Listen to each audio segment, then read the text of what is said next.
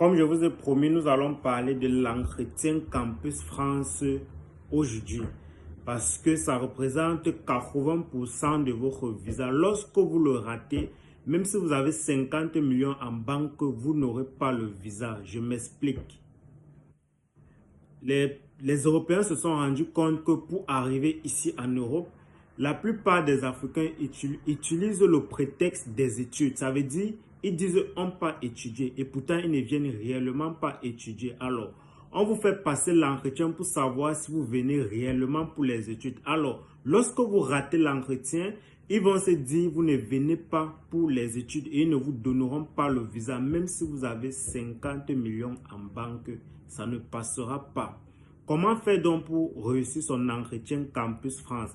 L'entretien Campus France se prépare comme un examen. Celui qui ne prépare pas l'entretien Campus France se rassure qu'il va la rater. Il n'y a pas de chance là-bas. Si tu ne prépares pas l'entretien Campus France, tu vas rater ton entretien.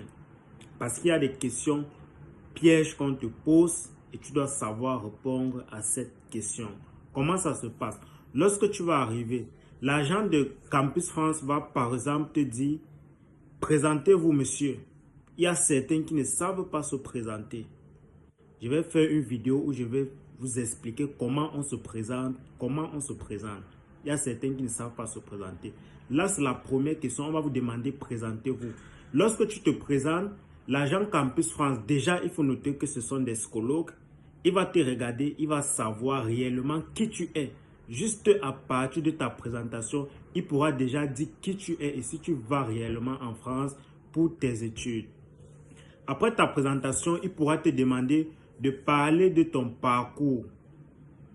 Ton parcours post-baccalauréat, ça veut dire ton parcours après le baccalauréat. Il pourra te demander, bon, bien évidemment, en quelle année tu as obtenu le baccalauréat, tu dois dire quel moyen tu as obtenu, tu dois dire et qu'est-ce que tu as fait après le baccalauréat. Comme on dit souvent, ce sont les documents que vous donnez à Campus France, c'est le bâton que vous donnez qu'on vous fouette avec. Il y a certains qui vont partir à Campus France donner des documents, ils ne connaissent pas ce qui est marqué sur ces documents.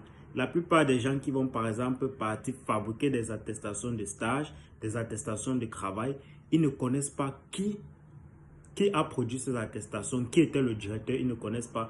Arrivé à Campus France, on va vous demander, monsieur, nous venons de voir que vous avez fait le stage par exemple de 2003 à 2004. Qui était par exemple le directeur? Il ne connaît pas. Là, ils vont savoir que vous avez fabriqué ça.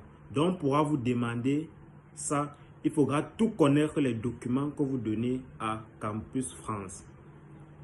On pourra aussi vous poser votre question sur votre projet d'études. Votre projet d'études, ça veut dire vous partez en France pour étudier pour combien de temps? Quelles sont les matières que vous allez faire? Quels sont les prérequis? Quelles sont les compétences que vous allez acquérir lors de cette formation? Vous devez connaître ça.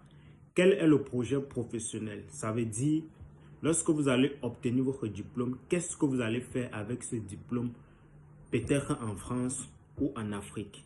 L'idéal souvent pour répondre à cette question, il y a beaucoup de personnes, on va par exemple leur dire, après votre diplôme, qu'est-ce que vous comptez faire? Ils vont dire, après le diplôme, je compte rentrer peut-être un examen en Côte d'Ivoire, au Cameroun. Non, tu vas d'abord dire, tu vas acquérir un peu d'expérience en France ou en Belgique avant de retourner dans ton pays. Parce que si tu dis directement après le diplôme, tu rentres, ils vont savoir que tu es en train de mentir. Donc, il faut faire très attention, ce sont des questions pièges.